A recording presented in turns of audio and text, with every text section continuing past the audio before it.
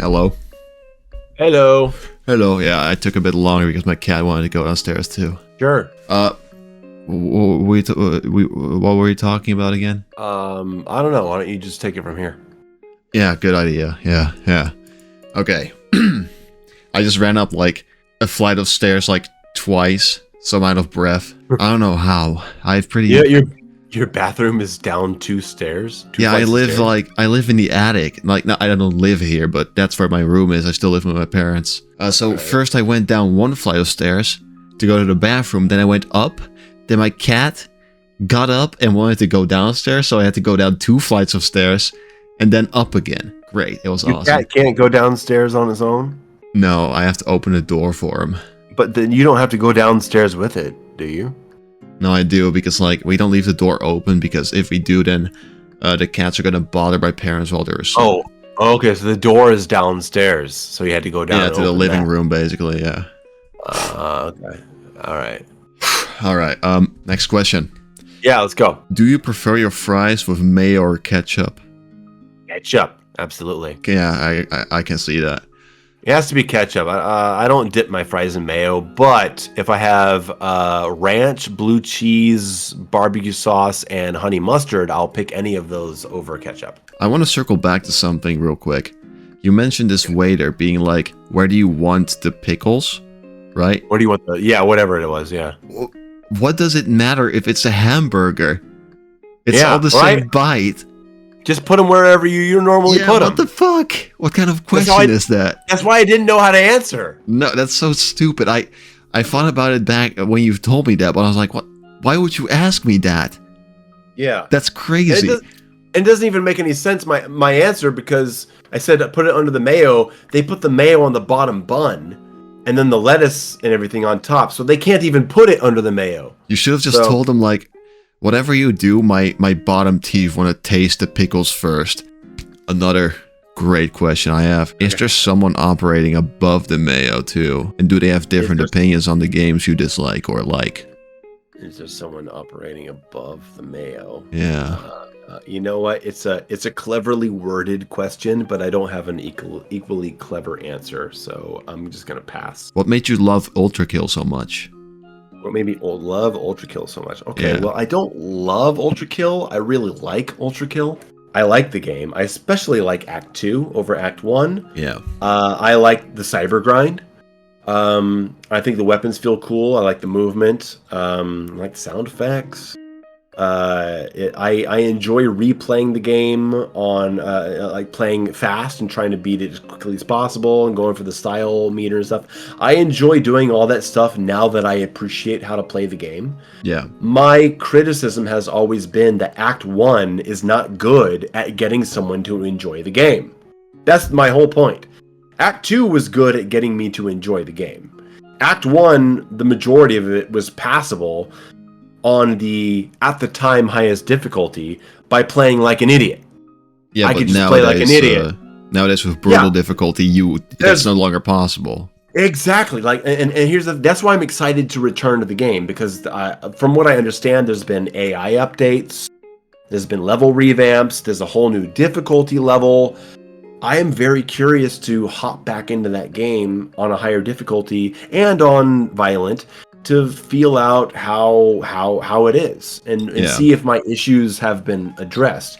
My issues with Act 1's balance on violent, which is how the game was for 3 fucking years, by the way. I think that they are valid issues. But I'll get back to it. I'm excited for it. It's a cool game. It's never going to be one of my favorites, but it's a game that I enjoy playing, but I'm waiting till it's officially done before I actually return to it. I have some plans for how I'm going to cover it. But yeah, I mean, it's a cool game, and I completely understand why people obsess with it so much. Yeah. I remember when I first played Ultrakill, it was a huge recommendation, all right? And you got to put this in context, all right? The context is that the year before, everyone was telling me to play Devil May Cry 5. Yeah. They were like, I mean, I was the Doom Eternal guy in 2020. You remember that year? Holy shit, I was on top of the world. I remember. And they were like, you gotta play Devil May Cry 5. It's like the Doom Eternal of action games. okay, let's try this shit. And I played it, and I said, this is a fucking button masher. Like, this difficulty is so forgiving that I can play like total shit the entire time and get through the game. Yeah. I haven't learned anything in 15 hours. I had that same issue, yeah. Eventually it got a lot more difficult, and I had to learn how to play. And in these recent years, I've gone back to the original games, and I've seen how much better they are in terms of challenge. That's beside the point. But that was my first experience with the Style Meter Bros, with the Style Bros, as I call them. Yeah. Style Bros are people who think that it is entirely the player's fault if a game is boring. That if they go into a game and they think it's boring because they're playing boring and they're being successful, then that's the player's fault. My view is that is the game's fault. It is the game's fault for allowing the player to play in a boring way and be successful on the highest available difficulty. And I'm not saying that this criticism doesn't apply to games that I like myself. It does, right? Balance is a huge discussion. And so I had a gigantic backlash to my DMC5 video. Yeah. And one that I didn't see coming because I didn't know who the Style Bros were yet.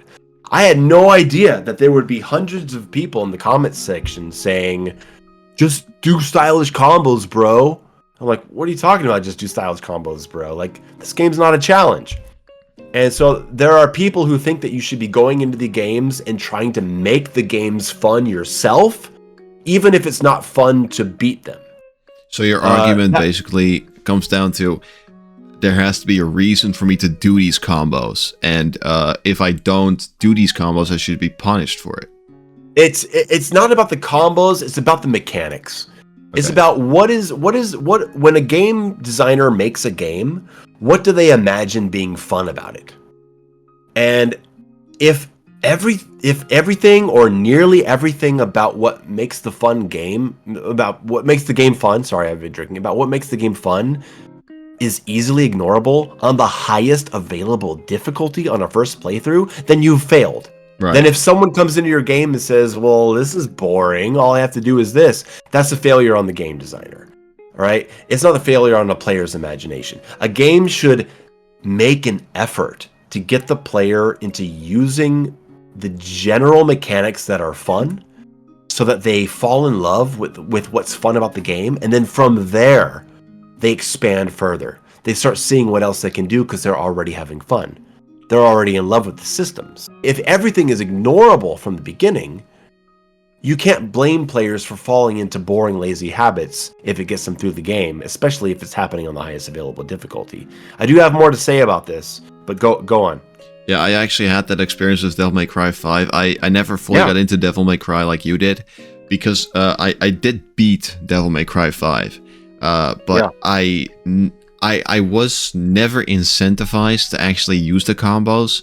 It was just attacking them. Yeah, so I get where you're coming from, where like you're not forced to learn the combos in order to beat the game. And I think that's the reason why I never got into it, is because they never forced me to use those mechanics. But I do think that if I got a handle on it, that it would be really addicting and fun for me, because I see so many of my friends liking Devil May Cry, and I'm like, well, I just don't get it, you know?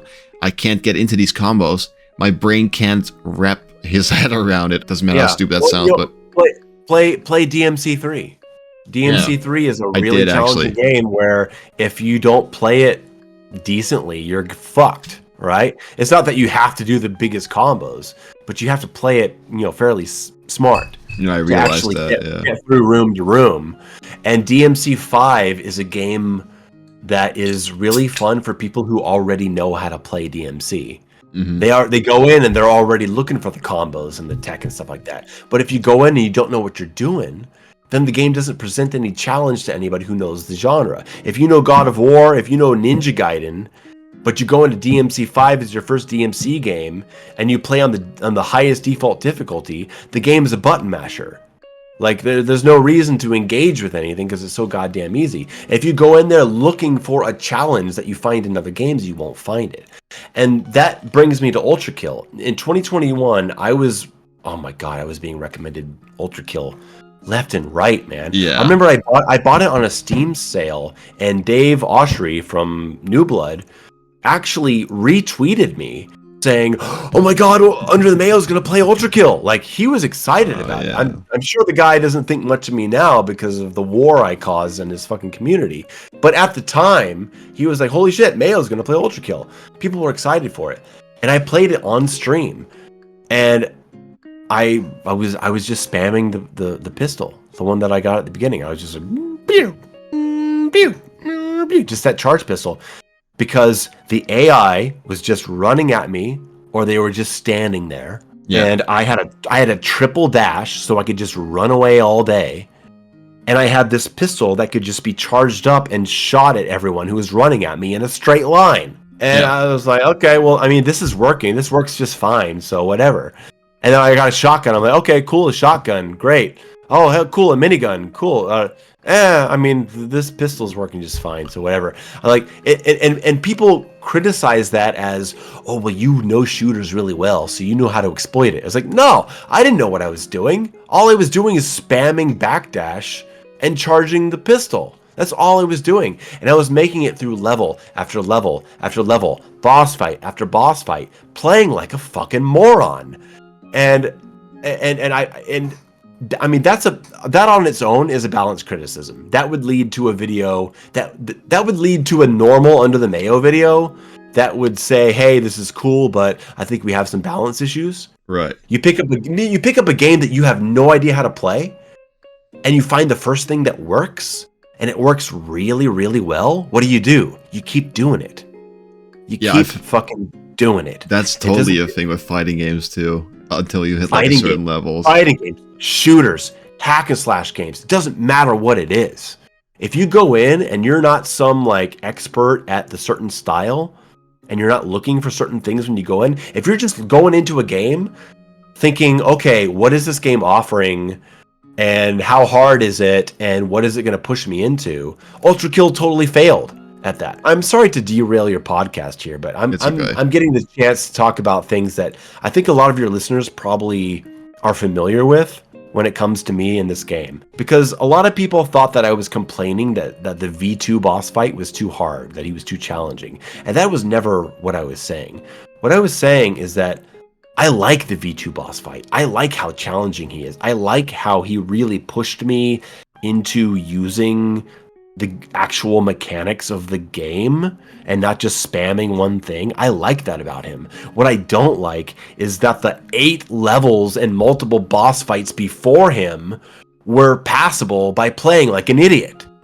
Yeah. That you're able to get to a boss fight that is a straight up skill check in a game that allows you to not learn the skills in the levels leading up to him. That's what I did not like about him. I like that he is a skill check. I don't like that the rest of the game before him doesn't do a good job at enforcing the skills you need to pass him. And when people tell me that, oh man, you're just supposed to have fun, right? You're supposed to be stylish. Ultrakill isn't supposed to be Doom Eternal and force you to play a certain way. Okay, well, if Ultrakill's not supposed to force me to play well, then why does it have skill check bosses? Yeah. Why are all the bosses not passable by playing the way I've been playing the whole time? And look, I'm not saying you can't do it. There's already the Mayo %. People have already figured out how to do this. I'm talking about casual first-time playthroughs when you come into the game not knowing anything. And if you can come into the game not knowing anything and playing on the highest available difficulty and play like a moron and get all the way to a boss that skill checks you for stuff that you haven't had to learn, I find that to be a design flaw in the game. I think that's a balance issue. Now, they have added a new difficulty. There have been balance changes, AI changes, remodeling of the levels. I don't know what all is gone on. I haven't touched the game in 2 years. I'm completely willing to concede that things are better now. I'm looking forward to coming back to it. But none of what I have just said means that I don't like Ultrakill.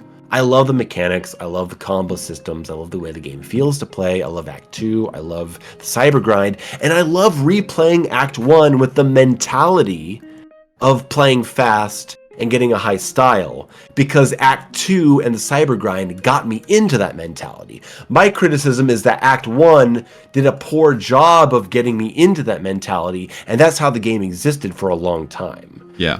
Yeah, that's true. And I will also clear up, by the way, because people bring this up all the time that the footage in some of my Ultrakill videos was recorded on the standard difficulty. And so people accuse me of playing on easy or standard and then criticizing the game's difficulty. That is not how YouTube works, guys.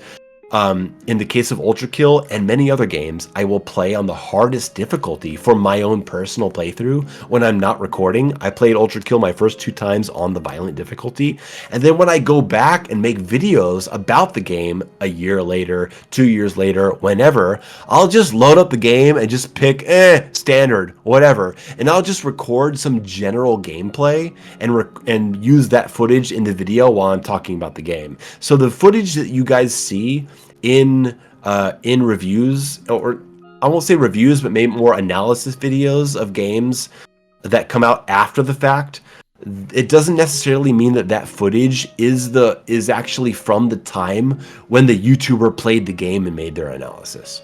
Right. I just want to tell you that I've started this series where I play Ultrakill on brutal difficulty.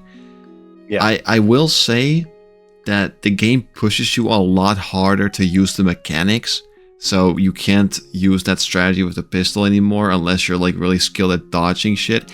I spent 40 minutes on V2 and I still haven't gotten past Gabriel. Ooh, boy, so, that's my concern, because the specific boss fights on violent were definitely challenging. Yeah, Gabriel is extremely hard. Yeah. And then the rest of the game was not. And so my concern is that brutal will address my balance issues for the rest of the game, but then the boss fights will be insufferable. I have no idea. I'm not sure. We'll see. The normal encounters I didn't have that much trouble with. I'd say it was mostly the boss fights that really fucked me up. Yeah. But not really. Well, look. Here's the thing. You play the game. Yeah. My analysis of this does not come from someone who plays the game. If anyone really follows my channel, you will know that my priority is always the first-time player experience, because the first-time player experience is what matters the most, because that's how you hook people into becoming long-term players. If you can onboard people the best way possible, you will keep them for the longest time. And so, like, if someone says, "Oh, well, the third playthrough or the fourth playthrough," okay, well, that's great. But if the first playthrough doesn't actually communicate what you want me to love about this game, that's a failure. That's how I feel about Vanquish. Vanquish is awesome once you know the mechanics and know what you're doing, but that first playthrough pushes you into playing like a cover shooter, and it's fucking boring. So, you have to find the balance there, and that's one of the main points that I make in criticism when I talk about my games on an analytical level. And I'll say that if there's one thing I regret about my Ultrakill coverage, it's mentioning the ammo thing. Yeah, because people got hyper fixated on it. Yeah, they were immediately like, "Oh, it's not Doom Eternal." Guys, go play Duke Nukem 3D from 1996. Duke Nukem Forever, and run out of ammo with the shotgun. Run out of ammo with the triple barrel minigun. Or the original Doom. It is. Or the original Doom. Like, people think Doom, you run around with an infinite shotgun. No. That's Doom 2. Play Doom 1. It's Doom 2. Play Doom 2, you have 100 shotgun shells and you run around. No. Doom 1, like, if you don't know how to find the secrets, you might find 8 rockets in the whole goddamn game, right? That Doom 1 was a limited ammo sort of experience. Sit a friend down that does not know how to play Doom.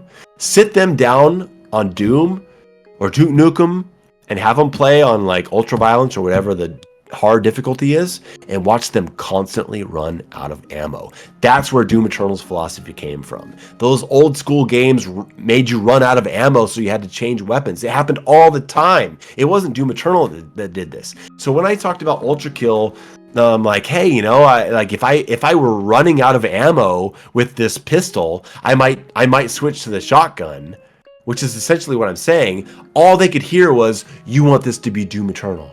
You want this to be Doom Eternal." Even though Ultrakill already has so many things in common with Doom Eternal, like the dashing and the demons and the metal music and getting up close to heal yourself and the quick switches and the combos, like there's already so much Doom Eternal like between the two, that apparently ammo is what sets them over the edge of comparing to Doom Eternal. That makes no sense to me.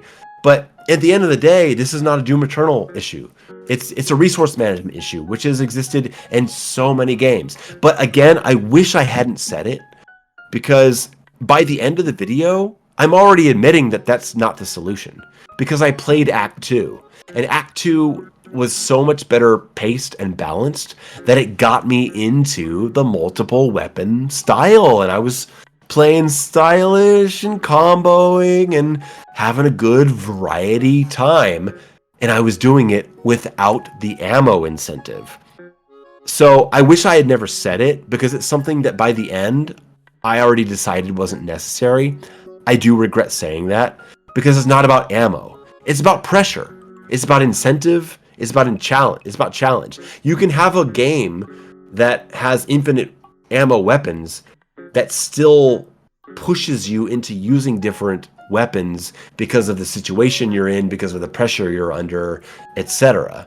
So I wish I hadn't said that, because it just formed this cloud over the discussion that unfortunately I'm never going to escape. Okay, I got another question about the Ultrakill thing, and after that we're gonna shut this down. You're talking about like the beginner experience, like that's really important, like what a player first experiences. Yes, especially on a skill appropriate difficulty. Yeah, you have to specify that, because if someone picks up, an action game that has 4 difficulties and they pick normal, and then they say that the game was boring because they could just spam this one thing, well, now that is on the player, because they have not selected a difficulty that's suitable to their skill level. Yeah, well, I'm gonna challenge you on this subject. Yeah, Ultrakill, as you know, is extremely successful, and the people that played it, they liked it enough to keep going and eventually grew to love it. Doesn't that sort of mean, like, not in a technical or, like, not in a logical way perhaps, but doesn't it sort of mean that the game did its job properly in engaging the player, since they did care enough and like the game enough to keep going? No, that's a totally fair question, and I think what Ultrakill does well, it does so well that it led to that success. It also attracts the type of people who are looking for that experience, right? Yeah. Ultrakill is a game that you can show off on YouTube, much like Devil May Cry, which it takes a lot of inspiration from. Yeah. Where you can look at the game and be like, "Oh man, I want to do that shit," and so you go into it, and you're already just like really open to what you can do, and you start experimenting. I think Ultrakill is a very good experience for those kinds of players. Yeah, and I think there are. Go ahead. I do believe Ultrakill was maybe meant to be more like Devil May Cry, since the site is called Devil May Quake, so it's like a hybrid. I think Ultrakill was more made for people that like to experiment, and that's why both of the early difficulties gave players so much headroom to mess around and figure out what works. And then after a couple of years, they're like, okay, we're going to introduce a harder difficulty now that forces players into this play style. Yeah. And that's how I think about it. And right, but you know what? Isn't that the point of criticizing early access? Yeah, absolutely. I don't think you're wrong in your criticisms or anything. But that's really the point, right? I was criticizing the game for being poorly balanced to encourage the type of gameplay that they want to encourage. Yeah. And it's not a finished product. And so this is the time to criticize it for that. And and since then we've seen difficulty updates, we've seen AI updates, we've seen style meter changes, that where you have style meter, you have you take less hard damage or whatever it is. We've seen things improve since that time. I'm not taking credit for that, all right? But like, we've seen that happen. This is the time to criticize it for that. But if we're talking DMC, like, look at the difference between DMC 5 and DMC 3. Yeah, it's huge. DMC 5 and DMC 3, both of them have incredible degrees of experimentation and stylish gameplay and player expression. But DMC5 is the one that forces you to play on a low difficulty before you can play anything that even resembles a challenge. DMC3 is notoriously one of the most difficult games ever made. Yeah. And if you pick up DMC and you even play it on normal and you don't know what you're doing, you're going to get your fucking ass kicked if you're just mashing triangle. Yeah. But if you're mashing triangle on Devil Hunter and DMC5, you're going to make it pretty far. And that was essentially my criticism of Ultrakill. That I'm sure it appeals to all those people who are looking for great experimentation and diving into the mechanics. And that is great. I totally respect that. But what I want to do to Ultrakill, and I don't want to put in ammo. It's not about ammo. It's about a general sense of pressure. What I want is if I come to a game as someone who doesn't know anything about it, yeah, but maybe I've played a shooter before, I should be able to pick a difficulty that doesn't let me play like a fucking idiot for hours. That's what I'm looking for. And I think Ultrakill is getting to that point. I have not played the update since then, but that's my general feel about it. And look, people are going to take this and they're going to say, "Oh yeah, well, what about the original God of War? You can play it on hard and you can just do square, square, triangle." Games I love are not free from this criticisms, guys. Like, there are games that I love that I also think could be better balanced. And if you tell me that those games are poorly balanced, I'm not gonna call you out for it and call you an idiot. I think that games should be better balanced. I think that games should push you into what makes them fun. It shouldn't force you to do every single thing that's fun, but it should at least force you into the fun zone, as we call it, and make you love what you're doing so that it inspires you to go further. Ultrakill didn't do that to me in its first act. It did it to me in the second act, and that only exposes the holes in the first act even more. But again, this is 2.5 years ago. I have not played the updates. But yeah, I agree with you that Ultrakill obviously does something great. I mean, it's an incredibly successful game. It's a very fun game. Once you get into the style of Ultrakill, there's endless possibilities. I watch tech videos of Ultrakill and I'm just in awe of what people do. I'm like, Jesus, I'll never be able to do what these people are doing. That's amazing. And if you're looking for that stuff, I can see why it's a lot of fun. But you also can't blame people for coming into your game and picking the highest available difficulty and seeing that they can play dumb. And if they fall into boring habits and the game doesn't punish them for it and they think your game is boring, you can't blame them for that. That is the fault of the game.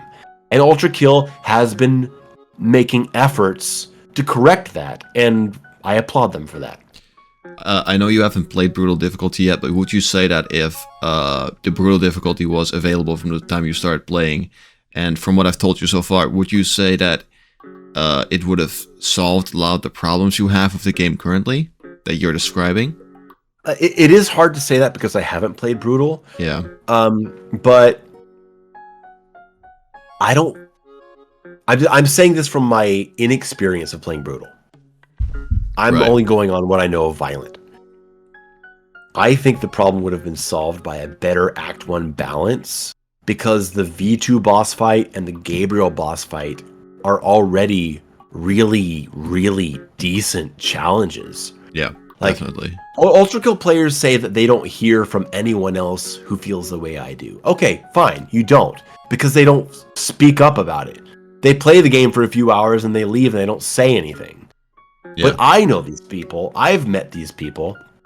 I know a whole lot of fucking people because of my YouTube channel. And I know people who love shooters and they think Ultrakill is cool. And they play Act 1 and they get to V2 and they say, "Dude, what the fuck? What the fuck? Yeah. Why is this guy kicking my fucking ass?" And I say, "Because the game didn't teach you how to play until you got to him. So you don't know how to play the goddamn game. And the game is skill checking you." And they're like, "Holy shit. Yeah, that's right. That is what's happening." Right? That shit happens. So I don't think it was necessarily about brutal difficulty. I think it was about a lack of difficulty balancing across Act 1 that should have pushed you. Like, I mean, the game teaches you, hey, you can parry, right? Parry a projectile. It says, hey, press melee to parry a projectile. Okay, I can do that. Do you ever have to parry again? to make it through the rest of the act? No. Not necessarily, no. No, you don't. No. There's nothing that you have to parry, and there's nothing that has like a really, really clear parry benefit. I come back to God of War 2. God of War 2, you get the parry ability, and then you fight the Medusas. You don't have to parry the Medusas, but if the Medusas do their eye freeze that turns you to stone and you parry it, it immediately turns the Medusas into stone. I'm just saying that like some kind of mechanic, whether it's an enemy mechanic or it's a traversal mechanic, like what's the game? Pizza. What's the game? Pizza something. Pizza I Tower. reviewed it. Pizza Tower. Pizza Tower. There's a lot of mechanics in that game that you don't have to use against enemies, but there are obstacles in the game that you cannot break without doing certain mechanics, charge mechanic or whatever. You can't just run forward the whole time, right? You have to actually do certain mechanics. And so having to do those mechanics to get through the level gets you into the feeling of using them frequently, which makes you want to use them more. And that's what I'm looking for in something like a parry mechanic or whatever the Ultrakill is teaching me to do. Okay, you're going to tell me I can do this thing, but I never have to do it, and there's really no obvious benefit to using it because everything I'm already doing already works perfectly fine. So, and now I end up at a boss fight that's testing me on all this shit that I haven't learned. That's my criticism of Ultrakill Act 1. And I don't think it's solved by brutal difficulty. I think violent difficulty should be better balanced to create the challenge that helps you learn, that helps a new player that's ignorant to the game learn to better prepare them for the V2 boss fight. That's how I feel about it. Right. Still, good game. I like it. I'm going to play it again when Act 3 comes out. I'll do a video on it. It'll have a different tone to it. When it comes out, it'll probably be in my best of the year video. I think it's a great game. But I have my issues with Act 1, especially on the violent difficulty. Yeah. And because it comes down to my philosophy. Sorry. I also want to talk about the ranking system. In my opinion, although some levels are really easy to get the highest rank, how do you feel about Ultrakill motivating you to get a P rank on every level and then unlocking a secret ultra hard boss fight that pushes you even further? I think it's completely irrelevant. Yeah, I think any optional content is completely irrelevant to the argument that the game is not pushing you into its systems. Because why would you care about optional content if you haven't fallen in love with how the game plays? Yeah, but I mean, if you want to get the P ranks, then that kind of forces you to, interact with the game in a certain way so that you get the P ranks. Right, but why would you want to get the P ranks? To unlock the content, because the content behind the P ranks, if you get all of the P ranks, is like some of the greatest content in the entire game. So that's the motivation to get those P ranks. I grant you that. But why would you care about getting to that content if you didn't enjoy the game you were playing in the first place? Yeah, I understand that. It's just that's my point. Yeah. If you're playing a game and you're like, this is boring as fuck, I can just spam this whatever, the AI fucking sucks, I'm overpowered, blah blah blah, this is like, okay, cool, whatever, but like I don't feel challenged at all. I'm not really seeing what's so great about this game. And someone says, well, if you P rank everything, you can fight a secret boss. Like, is that supposed to motivate me? It's more, no, I think it's more like you finish a level for the first time, let's say, and you get like, I don't know, a C rank, I guess. And you're like, oh, I can do better than that. And then you try it again. You're like, okay, B, A, S. Yeah. You keep going higher and higher.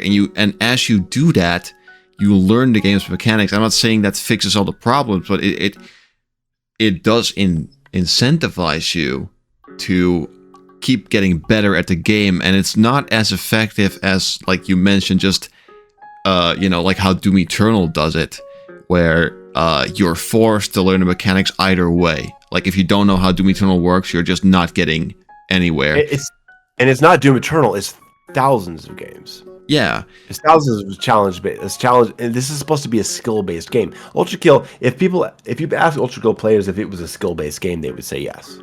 Would they not? Absolutely, it's I a think so. skill-based game, I do right? think they're skill based, but it's not skill based in the way that you need the skill to beat the game, and I think that's where you have Right. issue with the game. Like But yeah, that's where I don't agree with you, Hump, because you have skill check bosses. that's a good point, actually. Yeah. If Now, it was yeah, just if it was a game where you didn't have to play a certain way, if you didn't have to get good, then the bosses wouldn't check you for not being good. so it would probably be better if V2 was maybe Was just another boss fight like the that golems, big, yeah. big statue Yeah. or whatever. They would just be I see what you mean. things that you could kill the same way. That's why I feel like it's a contradiction of design. Yeah, I do agree that like it's not a fine line. You know, you pick a difficulty and you breeze through all of it until you get to V2. I kind of do agree that that is sort of bad design, yeah. I've had the opening skit of my Ultrakill Act 3 video planned out for a year and a half. Oh my god. Right. Yeah. Bell will return. Right. And I know how I want to handle things. I want to handle things in a much less antagonizing way because Yeah. I've already antagonized. I'm gonna say, hey, let's take a breath. Let's go through some points. Let's clarify some stuff. I would like to think that Ultrakill players who have listened to our conversation have acclimated to a little more to how I see things here, especially since they can see that I actually do like the game. Yeah. But I mean, like you asked, I think the game does a good job at marketing itself to its target audience. Yeah. But I think there is a way to get the game to satisfy someone like me without negatively affecting the experience with the people who already love it. And I think that's a really important point to make.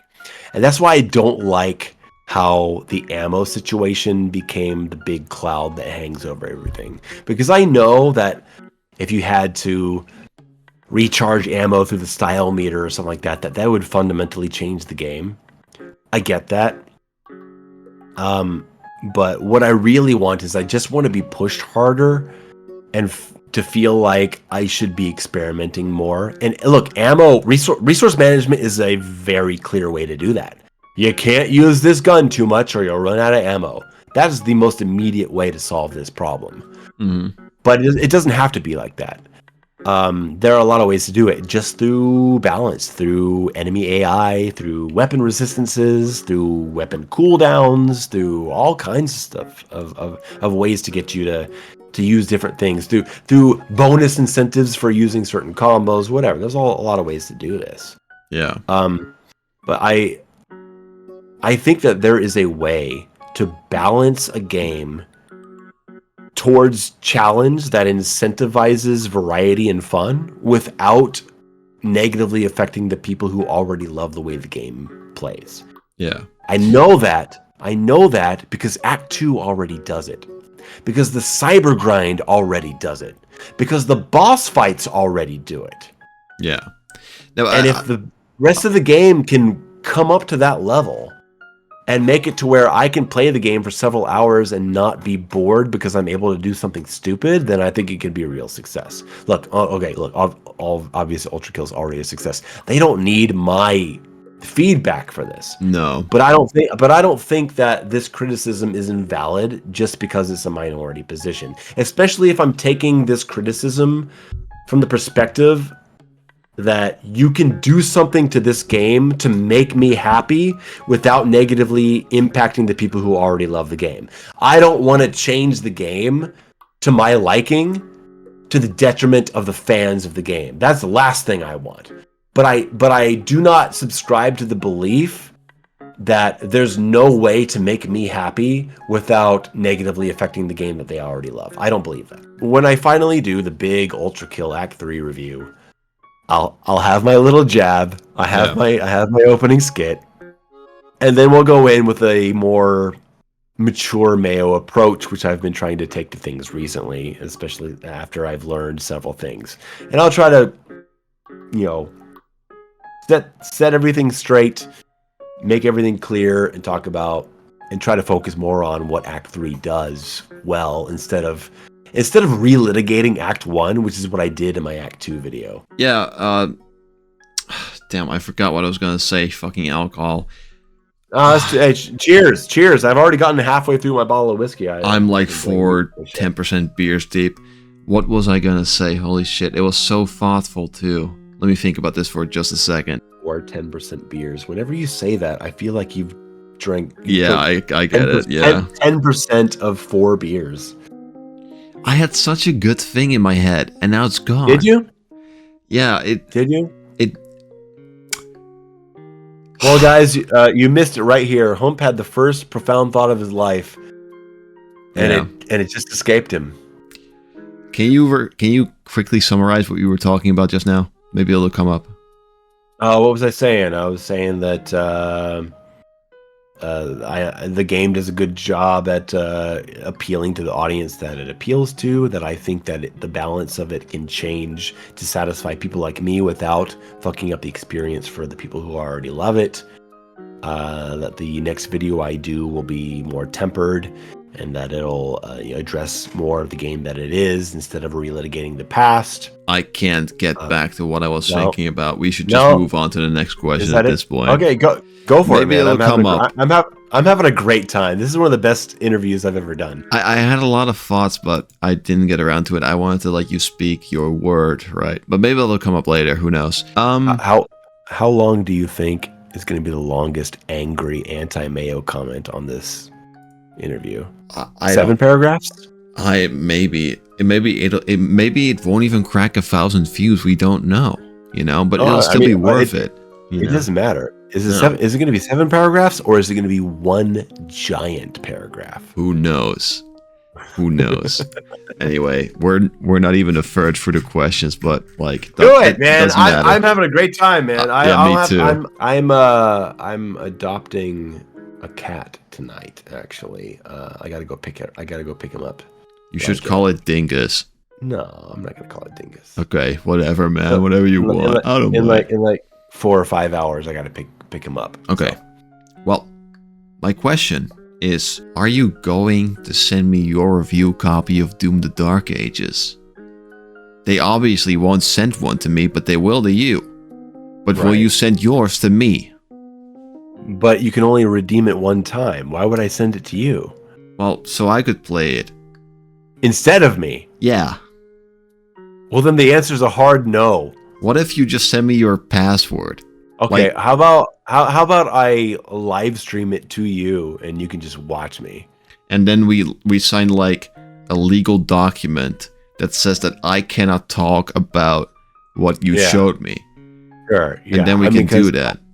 Obviously, we are so close that I would totally trust you to do that. Obviously, we haven't spoken to each other in a year, but you would totally trust me to do that. I mean, yeah, of course. I mean, I've told you my deepest, darkest secrets. Yeah. So we're going to do this, right? So you're going to send me your key and I can redeem it, right? Yeah. I'm going to send you my key so you can play it, and then I will watch you live stream it. And then I'll do that for my review. Yup. That is exactly what's going to happen. Yeah. Well, you know what? I'll make sure to tell id about this, and I'm pretty sure they'll sign off on it. All right, guys. Next question. If you were to direct another Robocop game, what would it be like? If I were to direct another Robocop game, okay, I would do a modern version of Robocop based on the gameplay of Robocop vs. Terminator on Sega Genesis. Explain that. 2D, 16-bit style. Yeah. Platforming, side-scrolling, shooting action. I think people would love that. Kind of like Super Metroid. Yeah. Yeah. That would be really cool, actually. People are totally in the market for that. Yeah. Robocop vs. Terminator, Sega Genesis is one of the most awesome games of that generation. I did a video on it a couple years ago, guys. Check it out. Robocop vs. Terminator. The little G-Man Lives cameo in it. And it's still really fun to play. And when they announced the new Robocop game of Robocop Rogue City, my fingers were crossed that it was going to be a retro stuff. Because you've seen the footage of that new Terminator 2 game, right? Yeah. Yeah, that's what I was hoping. I wanted a Robocop game like that. But look, I like Robocop Rogue City a lot. I thought it was really cool. but my heart craves a 2D Robocop shoot 'em up side-scrolling game, and if I were a director, that's what I would do. That's awesome. Kind of like Teenage Mutant Ninja Turtles game. Yeah, RoboCop murders everyone. That's all I want. Yeah. Speaking of Ninja Turtles, that same studio is doing the Marvel Cosmic Invasion. That looks so cool. I can't believe they're doing that. That's so fucking sick. It looks cool. I mean, it's got to be. Look, I like Turtles: Shredder's Revenge, but it was a shallow experience with a lot of flaws. So I'm hoping that they've just learned a lot and taken that into Marvel, and I expect a much better game. Yeah. Shall we take a pee break? I don't know what it is about alcohol, but like at some point after 3 beers, you break the seal, and then you got to go constantly. Yeah. I'll go, man. I'll wait for you. I think the next question is going to be pretty great for you. Let's do it. So what is your relation to Joe from the id Software team? Joe? Yeah. Who the fuck is Joe? Joe Mama. God, that was so easy. Holy shit. I can't believe you fell for it, Mayo. Did you do it intentionally? Was that intentional? Are you okay? I'm sorry, I don't know Joe. Okay. Would you have preferred a sequel to Doom Eternal? Or are you happier with the prequel we're getting? And I don't mean in gameplay per se, I just mean in the story and maybe a bit of the gameplay carries over. Like, look, even if this game is something that I'm just like, hey, it's fun, it's cool, but I'm over it, I'm happier with that than I am another Doom Eternal. Yeah, but I mean Doom Eternal, a continuation of the story. I don't know if you care about the story, but... the story of Doom Eternal with the DLC felt like it was over. Yeah. He was put to rest. Yeah, but like, what is going to happen to Doom after Doom the Dark Ages, you know? Like, that game's going to come out, we'll have the prequel, we'll have all the answers from Doom 2016. Yeah. But then what? Oh, shit. Then what? Okay, I mean, maybe I'm in a minority. I suspect that I'm not, but my view is that I don't give a fuck what they do with the story, as long as the game is fucking awesome. Look, I played Doom 2016 for 3 years without paying attention to the story. Oh yeah. All I knew is that I was this guy being woken up, and I was killing demons, and then I fought the spider mastermind, and then I was trapped, and that was it. I didn't know anything. And before Doom Eternal came out, I actually sat down with the game, and I read the 300 pages of the codex entries or whatever they were, and I was like, wow, this stuff is all really interesting. This is some cool lore. That was the first time I ever cared.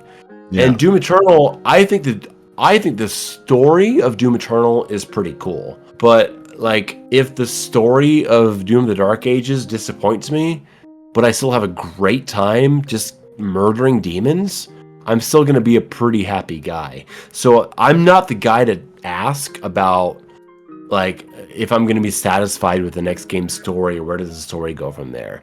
Yeah. I already don't like what the Tag DLCs did with the story. I don't like it. I don't like what they've done to the Doomslayer in terms of who he is. You do like Tag 1, right? But you stopped liking it when Tag 2 came around. Yeah. Is that correct? I thought Tag 2 set up a good enough mystery, right?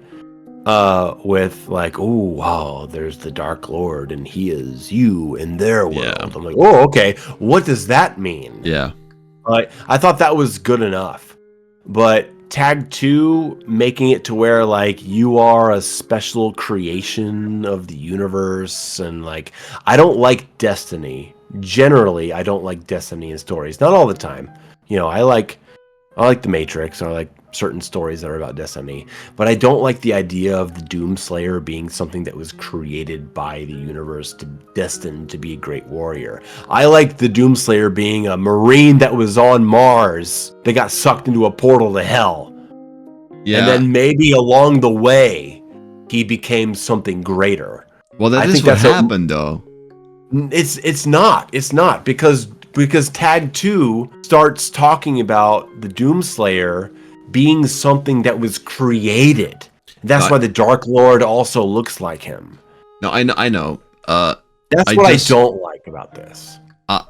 It's very confusing in the story itself, but in my Yes. perspective, the Doom Marine was his own separate being. You know, in Doom 1, Doom 2, Doom 64, that's the Doom Slayer or the Doom Marine as his own thing.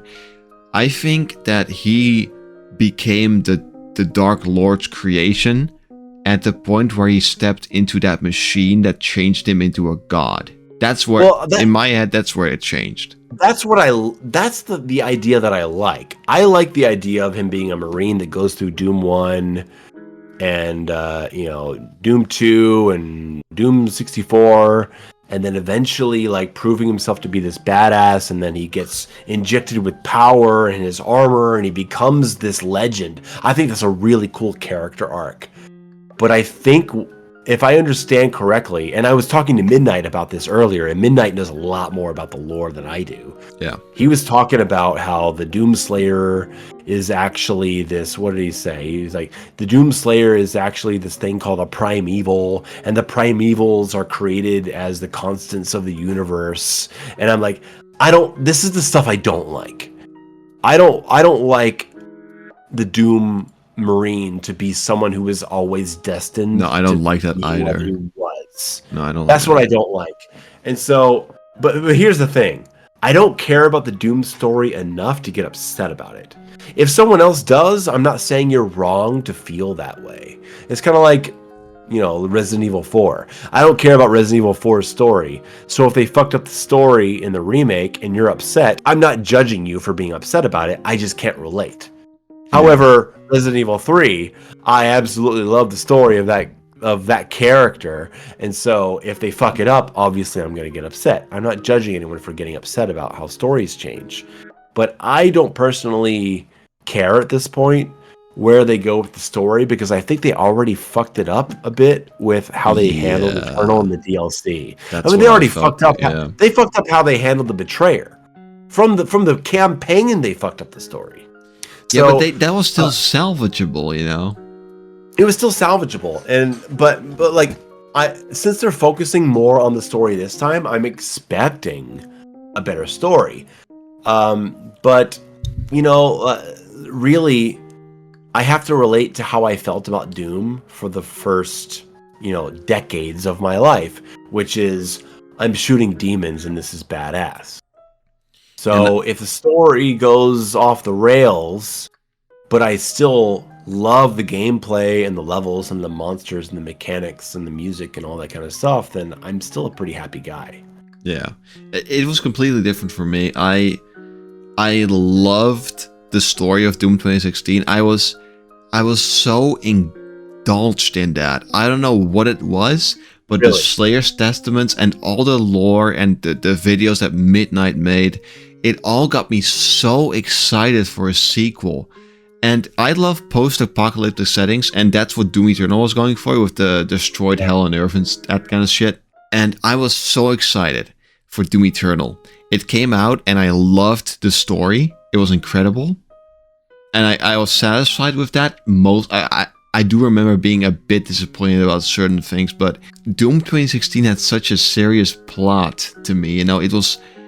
It was grounded, it was serious, and the Doomslayer just came across as a actual badass, and I loved that. I fucking loved it. I loved all the mystery surrounding it, all the things that weren't explained.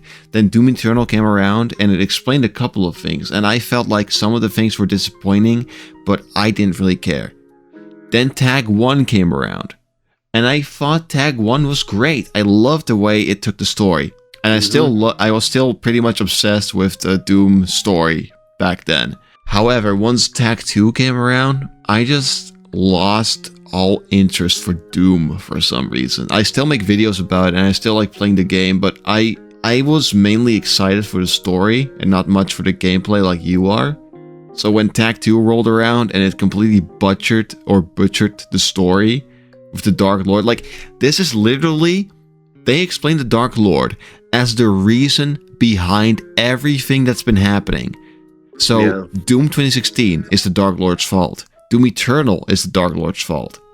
And then it's just this guy that looks like the Doomslayer, and he's in a mech suit because he can't fight without it. That's just lame to me. I really didn't like that. It feels like an unnecessary addition to the situation, right? Because in Doom 2016, you have hell. You just have hell. Yeah. And you have a portal. You have a portal to it, and then there you go. You have your chaos from there. Yeah. And Doom Eternal, you have. I think it's a brilliant addition. Is that the idea that the Doomslayer went through Doom 1, 2, and 64, and then washed up on the shores of this civilization? It's not bad. World. No. He's all fucked up from years of doing this. He's psychologically traumatized. He's accepted by this civilization, and two things happen. One, he proves himself, and he rises through the ranks to become a leader. And the Marauders all work under him, and they're his brothers, and like he becomes the leader of this other civilization's army because of who he is. I think that's fucking awesome. And the other side is that in his delirium, he mentions the demons in front of the Makers, which is what makes the Makers discover hell. And since the Makers are a dying world, they want to use hell energy to replenish their energy. And so the Makers grant access to hell to all other worlds so that hell can invade other worlds, kill more beings, harvest more souls, create hell energy, which is changed into Argent energy, which the Makers use to keep their own world alive. I think that is a fantastic idea, that heaven uses hell to invade other worlds and kill with their demons so that they themselves can stay alive by siphoning off the energy. And it all happens because the Doomslayer said it when he was rescued. I think that is a compelling story. It definitely is. But it really is cool. But all of that is totally compelling without the concept of the Dark Lord. I just think the Dark Lord was a miss. I don't know why. Like, this is the most frustrating thing to me. Hugo Martin, or I don't know who made the story, but I'm guessing it's him. In my opinion, he finished the story in such an unsatisfying way. It just wasn't satisfying to me at all, and that's why I kind of lost interest in Doom in general, because the story just ended so badly. I just didn't care anymore. And now with Doom the Dark Ages, like, they're explaining the full backstory, but I already know what's gonna happen in Doom Eternal, right? Like, I know it's not satisfying to me. Sure. Like, is the Dark Lord even gonna appear in Doom the Dark Ages? Is he even gonna be referenced? Like, who knows, man? There's 22 levels. We've only seen 2, right? Yeah, but I don't know. Still, it's I'm really disappointed with the end. It's on shaky ground. I'll give you that. I mean, Doom was never a game about telling a story anyway, and they take a risk by trying to tell a story with it. Yeah. And we can disagree on where that story goes. I'm not the biggest fan of where the story went either. But I do find the idea of the original Doom Marine being taken in by the Society of Argent Noir to be the most compelling part of this story. Yeah, absolutely. I don't have any issues with that either. It's just how they executed it. Yeah, exactly. We know where it ends, but like, look, maybe I can relate this to some HBO fans. We all know how badly Game of Thrones ended. I have heard a lot about that. Yes. Game of Thrones ended in a just a terrible way that ruins so much. It's so ruined that you can't even recommend the series to anyone anymore because of how it ends. I hate that, actually. Even Dexter ends terribly, and then it came back for a reboot, which also ends terribly. It's gonna come back again, by the way. It's gonna come back again. It's gonna end terribly, but I can still recommend those first 4, maybe 5 seasons of Dexter, and I can say, you know what? After those seasons, go ahead and just stop there. I can still do that, but I can't do that with Game of Thrones. You can't watch the first 4 seasons of Game of Thrones and stop. You can't, because it's all leading to winter is coming. Yeah, it's a continuous thing. It's all fucked up by the end. Yeah. And so, but here's the thing. A lot of people are enjoying House of the Dragon, which is a series that takes place, 1,000 years or something before Game of Thrones? And it's about the kingdoms that existed before Game of Thrones and all those old bloodlines. And the drama they tell is really good. It's an engaging story, at least I think so. However, every time they mention winter, I think, oh God, Game of Thrones is going to end like shit. But if you can set that out of your mind, 99% of everything else that's going on, you're able to engage with that by separating it from what you know happens far later. And so maybe Doom of the Dark Ages is the same way. We can engage with a cool storyline about what happened with the Slayer in those early days. And yeah, we know that Tag 2 happens, but can we set it out of our mind and just enjoy the story that's being told? I think so. I think Dark Ages can totally fix if it does it properly. Like it can explain why it happens like that. Don't do that. Don't expect for anything to fix anything. Okay. Just go in and hope for a good story that's told in its time. If you go in thinking that something's going to fix something that you already don't like, you're already setting yourself up for disappointing. I guess. Yeah, it's not. That's not how I'm going into it, by the way. But I am wondering. I guess like it's obviously not possible for Doom the Dark Ages. I mean, Doom the Ancient Gods Part 2. But I feel like with the backlash that Game of Thrones season 8 received and how bad it was, I feel like it might be worth it to just do it again and be like, okay, that season we made it, but let's disregard it and just do it over, but better this time.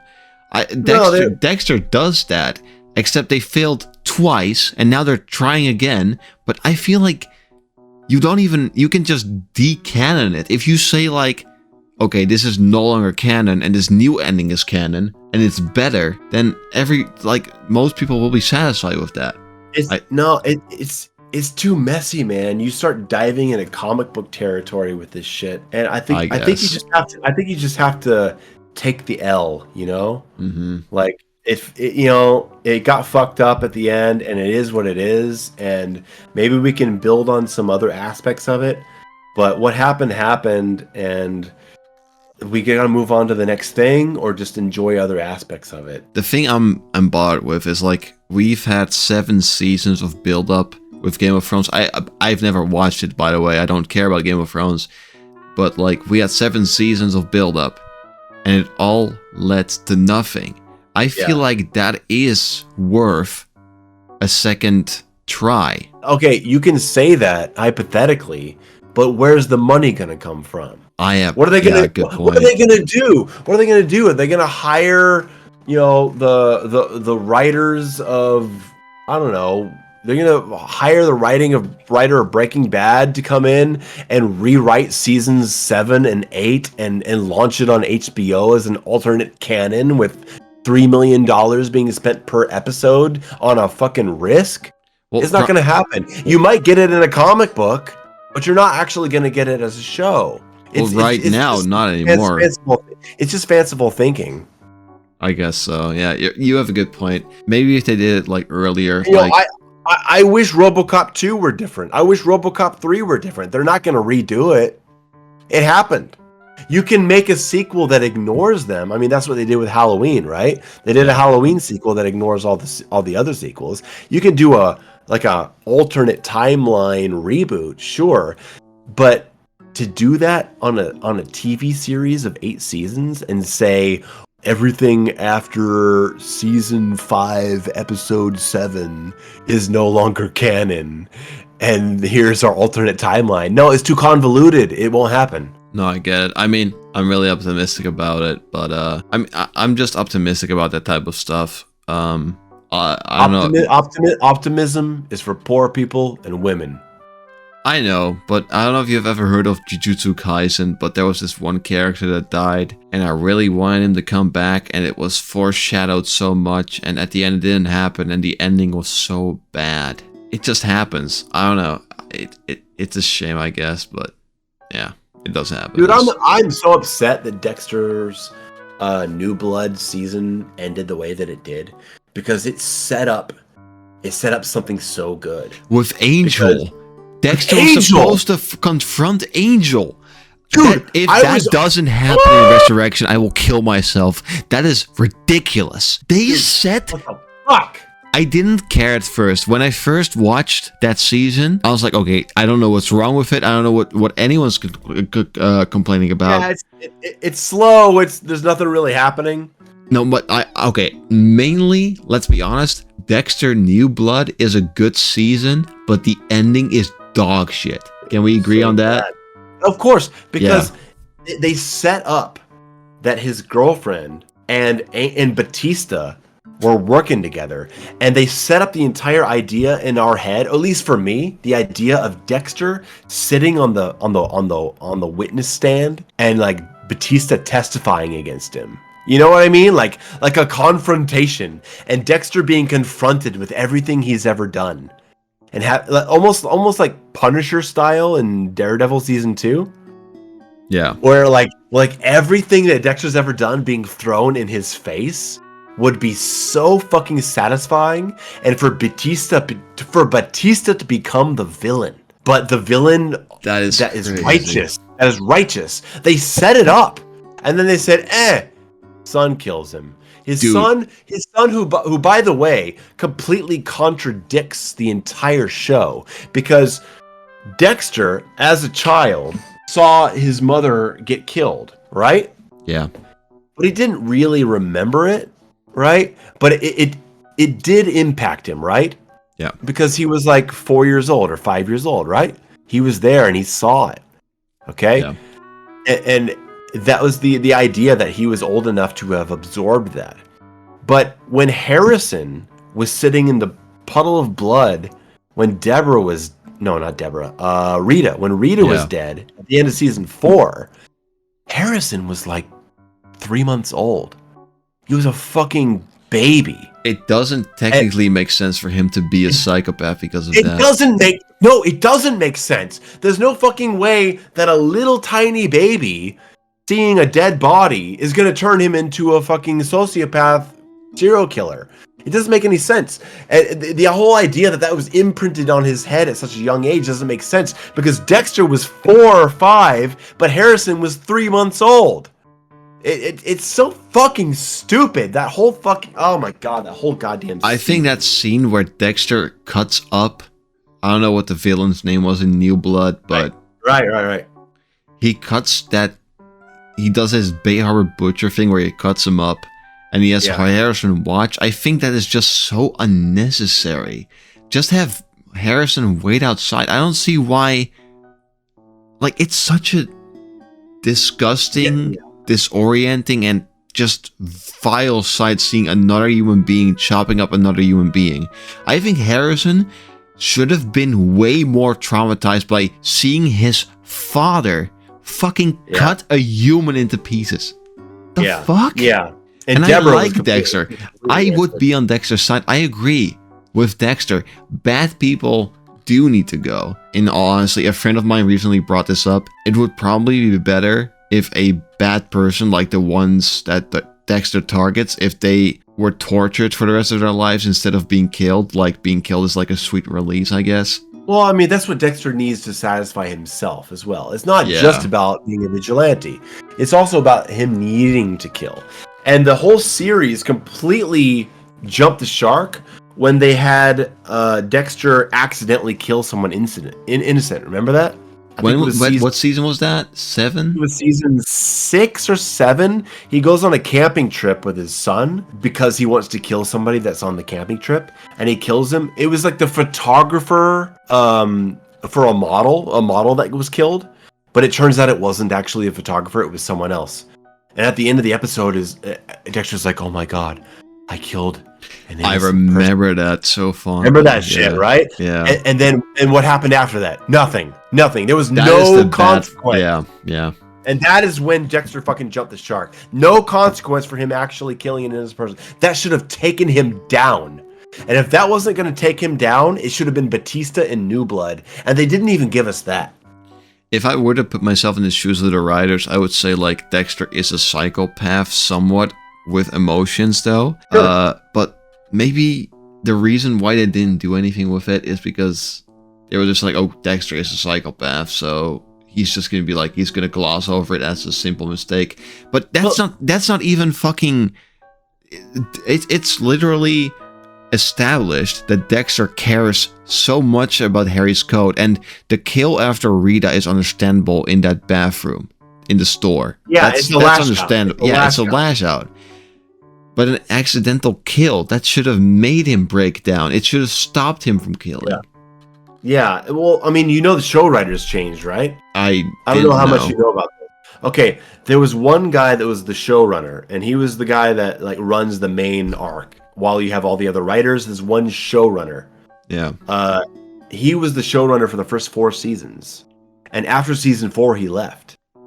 And there's a noticeable drop in quality in season 5, where it's Lumen and the sex cult and everything, and things start. Rita's dead, but now he's sleeping with her, and he's like, things start to feel a little weird. It's right? too quick in season 5. Yeah. I will say that him dating Lumen in 5 is too quick. Yeah. There should have been a season in between. Yeah, it was too weird. But here's the thing: that's a new showrunner. You know what happened after season 5? They switched showrunners again. God. And so a new guy was in charge for season 6, which is one of the worst seasons ever. And then after that, what happened? A new showrunner. So they had one showrunner for 4 seasons, and then they started switching showrunners every single season in a panic to get a different creative person involved. And that's why seasons 5, 6, 7, and 8 are all fucking disjointed as fuck. Because you have completely different creative leads in charge. And then that's why New Blood was so exciting, because the showrunner of New Blood was the showrunner of seasons 1 through 4. It was like, oh my god, the guy that did the good seasons is back? Hell yeah, that's why I was excited. I think this is a problem where even then he fucked it up. I don't think he fucked it up. I think it was a problem with like, they were like, okay, you can only do like 10 episodes, and he needed more time. I think that's what the problem was. But you want to know, I really actually liked seasons 5 through 8. I'm not I can't like, be with you on that. I'm sorry. No, that's fine. I just found them enjoyable. The way I watch Dexter is I'm gaming on one monitor and watching Dexter on the second. I know the writing is bad, but I was still pretty invested in all of it. And I really liked Hannah too. Maybe it's like Hannah. Yeah, Hannah's great, but a lot of people hate Hannah. But I like Hannah. I think she's a baddie for real. And I can't help the fact that I think she's a baddie. She just is. Yeah. What can I do about that? Nothing. Sure. No, it's more the season arcs. It's the religious multiple personality serial killer. It's season 8. And the first half of season 8 is great because it's Dexter and Deborah dealing with their personal shit with the therapist. Oh, yeah. And then the second half is fucking garbage. And fucking Deborah dying off screen. I can't believe it. The show took every character that you loved, which is La Huerta, Batista, Quinn. It takes every character that you loved, and they gradually make you hate everyone. Did you hate La Huerta? Yeah, it eventually makes you annoyed at every character until they either die or you just don't want to see them anymore. La Huerta is a tragic character. I'm talking more about Batista and Quinn and everyone else. You just hate them by season 8 because they're all annoying, miserable sacks of shit. And you hate Dexter too because Dexter's just being a dick the whole time. And the moral center of the show was Deborah. She was the only person that you could really rely on and really care about in that show by season 8. And she dies off screen. And, and they're like, Deborah died. She went brain dead. She's dead. Like, what? Like, they took the one character that I cared about and they made me not care that she died. They were obviously going for like, oh, Dexter doesn't want Deborah to suffer anymore, so he just puts her out of her misery. But like... But he doesn't. Doesn't she die off screen? No. You're getting that wrong. Does he? No, Does he do it? Dexter plugs her, man. He but you don't see pulls it. out You don't her see life her support die. and he dumps her in the ocean.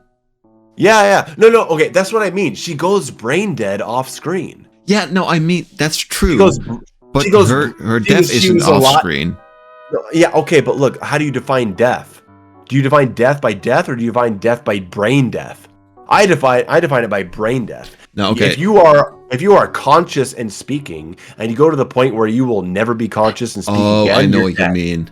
She goes brain dead. Oh, I know what you mean off-screen. because I forgot about this. Deborah does speak to Dexter, I think, in like when she before she goes brain dead, she does talk to Dexter about like I forgive you or something, right? Yeah, she gets shot by the serial killer that no one cares about. By some random fucking killer shoots her.